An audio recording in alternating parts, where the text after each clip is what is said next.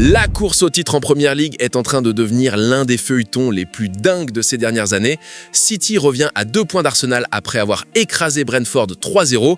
Et au même moment, en France, c'est Monaco qui joue gros ce soir contre Lille dans une course européenne absolument folle. Bienvenue dans le Flash Club de foot, on démarre. Commençons par la Ligue 1 où le suspense pour les places européennes est total à 2 journées de la fin. Monaco, Lille, Lyon, Rennes et l'OM se battent tous pour une place en Coupe d'Europe la saison prochaine et le multiplex de ce soir va forcément tout changer. Du côté de Monaco, c'est une vraie fin de saison sous pression. Folarin Balogun, Magna Sakliouche et Takumi Minamino, 3 des joueurs les plus importants de l'ASM, vivront probablement leur dernier match au Stade Louis II ce soir face à Lille, avant un été très agité. Balogun, avec ses 19 buts cette saison, a une belle cote en Angleterre. Akliouche, lui, est suivi de très près par le PSG et Liverpool avec une valeur estimée autour de 50 millions. Et Minamino, malheureusement, est blessé au ligament croisé depuis décembre et ne rejouera pas cette saison. Monaco, 6e, doit impérativement gagner ses 2 derniers matchs pour espérer intégrer le top 4 et la Ligue des Champions. Pas de pression. Du côté de l'OM, c'est une autre ambiance, et pas la bonne. 7e en Ligue 1, quasi certain de ne disputer aucune Coupe d'Europe la saison prochaine, les Marseillais sont en plein marasme. Mais une bonne nouvelle émerge enfin, le club a trouvé son futur directeur sportif. Grégory Lorenzi, l'architecte du projet Brest, qui l'a mené de la Ligue 2 jusqu'en Ligue des Champions, va rejoindre l'OM cet été. Nice avait un accord verbal en premier, mais l'OM a mis le paquet financièrement, et surtout, c'est l'ambition du projet marseillais qui a fait la différence dans la tête du dirigeant de 42 ans. Il ne viendra pas seul, son frère Yannick Lorenzi, avec qui il formait déjà un binôme redoutable à Brest, l'accompagnera sur la Canebière. Prendre Brest de la Ligue 2 jusqu'en Ligue des Champions et ensuite vouloir reconstruire l'OM, soit cet homme extrêmement courageux, soit il adore les défis impossibles. Probablement les deux.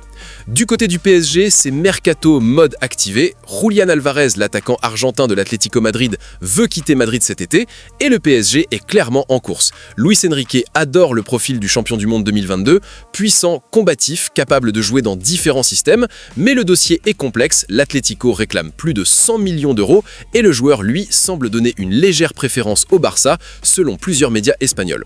Ce qui est sûr, c'est qu'une belle Coupe du Monde avec l'Argentine cet été ferait encore exploser sa valeur, et dans ce cas, même le PSG avec ses finances solides devra réfléchir à 2 fois.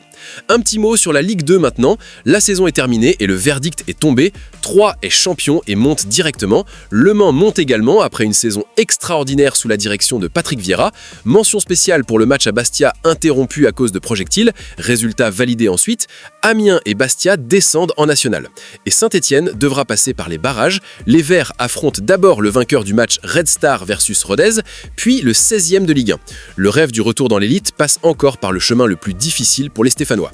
Direction l'Espagne maintenant, où le classico de ce soir est dans toutes les têtes. Le Real Madrid l'aborde dans un contexte de chaos total après la bagarre Tchouaméni-Valverde. Valverde est absent avec son traumatisme crânien, mais Mbappé et Courtois font leur retour et devraient être titulaires. Une question d'honneur titre AS pour les merengues qui jouent avec le feu face à un Barça qui peut être champion ce soir. Un nul suffit aux Catalans pour décrocher la Liga. Et en interne, la question qui revient, c'est celle du capitana. Carvajal, premier capitaine, Valverde, 2e, Vinicius, 3e, Courtois, 4e. Des voix dans le vestiaire réclament un vote des joueurs pour désigner le vrai leader. Et si le vote avait lieu, Courtois serait probablement le grand favori, lui qui assume toujours après les défaites. Sur le banc adverse, Hans Flick devrait titulariser Rafinha sur le côté droit pour neutraliser le couloir Vinicius-Mendy, plutôt que Rashford qui lui serait une arme redoutable en sortie de banc quand les défenses sont fatiguées. Cap maintenant sur l'Angleterre, où Manchester City a fait exactement ce qu'il fallait en écrasant Brentford 3-0. Doku a ouvert le score avec une frappe enroulée somptueuse. Haaland a doublé à mise avec un retourné acrobatique improbable qui n'est rentré que parce que c'est Haaland.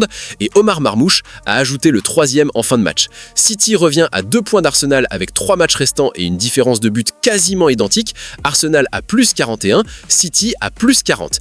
Un seul but d'écart. C'est littéralement la course au titre la plus serrée qu'on ait vue depuis des années. Arsenal reçoit West Ham ce dimanche et Arteta fait confiance à Bukayo Saka pour faire la différence dans ces moments clés. Arteta le considère même comme l'un des joueurs les plus importants d'Angleterre et lui donne le brassard de capitaine quand Havard not fight est absent. À Manchester United maintenant, le mercato s'accélère sérieusement. Les Red Devils sont tout proches de boucler la signature d'Ederson, le milieu brésilien de l'Atalanta. Accord personnel déjà trouvé avec le joueur, offre autour de 45 à 50 millions d'euros en préparation pour convaincre l'Atalanta.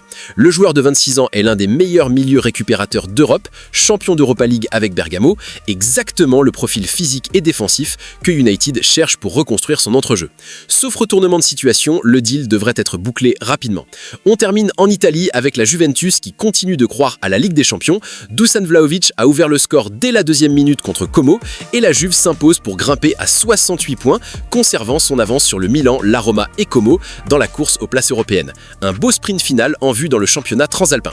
Voilà, c'est tout pour ce Flash Club de Foot du jour. Si t'as aimé cette vidéo, like, abonne-toi à Club de Foot et active la cloche pour ne jamais rien rater. On se retrouve très vite pour la prochaine actu. Si tu veux l'essentiel de l'actu foot, sans blabla, abonne-toi à Club de Foot et like la vidéo.